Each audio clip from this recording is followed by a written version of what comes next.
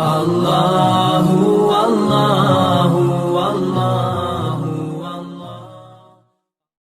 زندگی میں دولت کی دوڑ کبھی نہ لگانا، کبھی نہ۔ اور زندگی میں کسی بندے کو بھی تولنا ہے تو اسے دولت کے ترازو میں نہیں تولنا، قطعاً نہیں، ورنہ عداوت ختم ہی نہیں ہوگی۔ آپ یقین کریں، ہم پینڈو لوگ ہیں، چھوٹے بھائی کو کسی نے تھپڑ مار دیا تو بڑا دنیا کو دکھانے کے لیے نہیں، حوصلہ مند بڑا بھائی، حوصلہ مند تھا، دلیر تھا، پر وہ باہر آیا، اس نے کہا میں کاٹ کے رکھ دوں گا، کسی کی جرت ہے میرے بھائی کو ہاتھ لگائے۔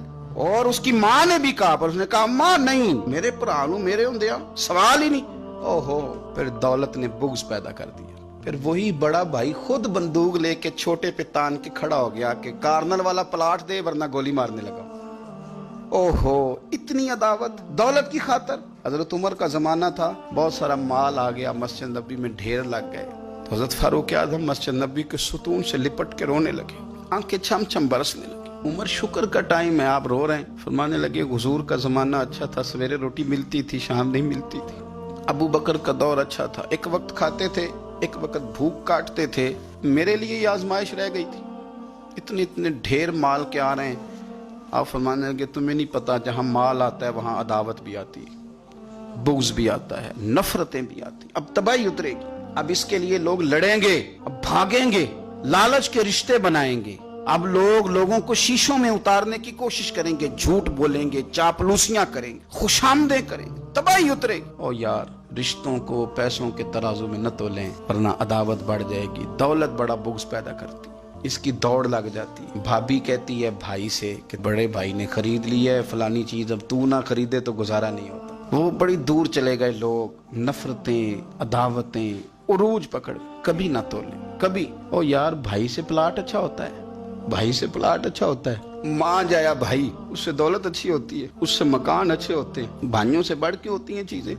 اوہو، بات کو سمجھے، لیکن الجھ گئے لوگ۔ ماں جائے جو کسی کو اشارہ نہیں کرنے دیتے تھے میرا بھائی ہے، پھر انہوں نے گلے کاٹنے شروع کیے، ایک دوسرے کے خلاف مقدمے کیے، عداوتیں روج پکڑ گئیں، اور سالوں ملاقاتیں نہیں ہوئی بھائیوں کی بھائیوں کے ساتھ، سالوں ملاقاتیں نہیں ہوئی۔ وجہ کیا تھی؟ دولت بغض پیدا کر گئی، خرابی کر گیا سارا ماحول۔ تو یہ عداوتیں ان کو نکالیں، اس کو دل کو صاف کریں۔ اے دل رب سونے دا حجرا تے پا فقیرہ چاہتی ہو، اس پر تھوڑی توجہ دے، اس پر نظر کر، یہاں رب خریدنے آنا، اس پر غور کر۔ بہت سارے لوگ خوشامد اتنی سونی کرتے ہیں، جب بھی بڑی تگڑی ڈالتے ہیں۔ اللہ کرے کہ وہ نہ صرف گلے نہ ملیں، ان کا دل بھی کسی سے مل ہی جائے۔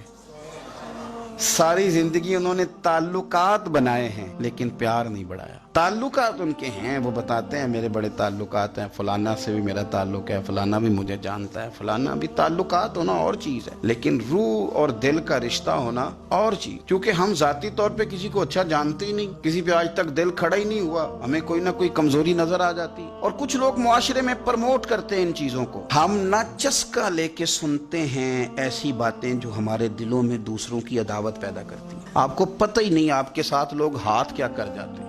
اوئے ہوئے ہوئے، یعنی آپ اس کی بھی بات سنتے ہیں جو آپ کی ماں کے خلاف آپ کے بارے میں بات کر رہے ہیں۔ او خدا کے بندو، اس کی بھی سن لیتے ہو جو آپ کے والد کے بارے میں جس نے بات، وہ سن لی آپ نے، یہاں بٹھا لی۔ یعنی قبلہ، کعبہ، شیخ، استاد اور مرشد کے بارے میں جس نے کچا جملہ، آپ نے وہ بھی سن لیا۔ تو پھر تو آپ نے موقع دیا نا میل کو اندر تک، روح تک اترنے کا۔ آپ کو پتہ ہے میرے رسول کریم کا وہ قلب اطہر ہے جس کے بارے میں رب فرماتا ہے کہ نزل علی قلبک، محبوب یہ جو میں نے قرآن پاک نازل کیا، میں نے آپ کے دل پہ نازل کیا ہے۔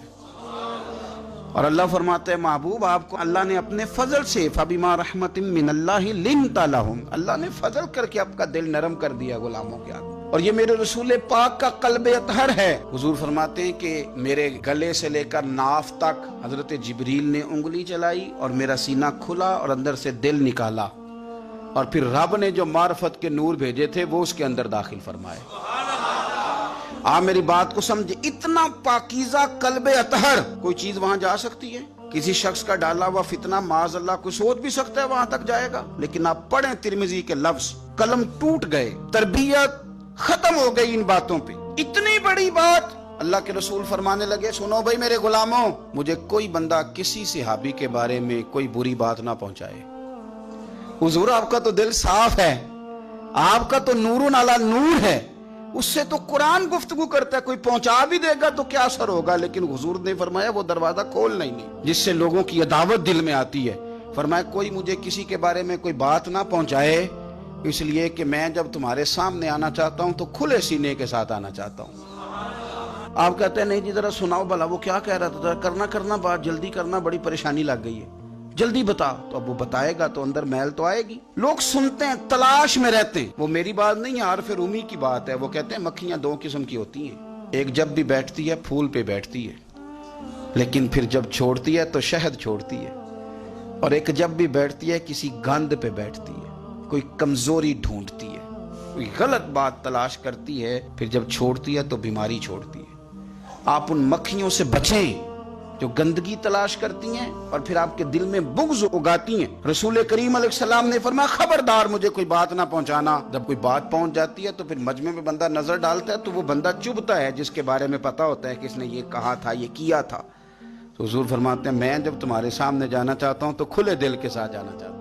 اور اگر آپ نے ابھی تک ہمارا چینل سبسکرائب نہیں کیا تو فوراً سبسکرائب کیجئے, ساتھ ہی بیل آئیکن پر کلک کریں تاکہ مزید آنے والی ویڈیو ہیں وہ آپ کو وقت پر ملتی رہیں. اللہ حافظ.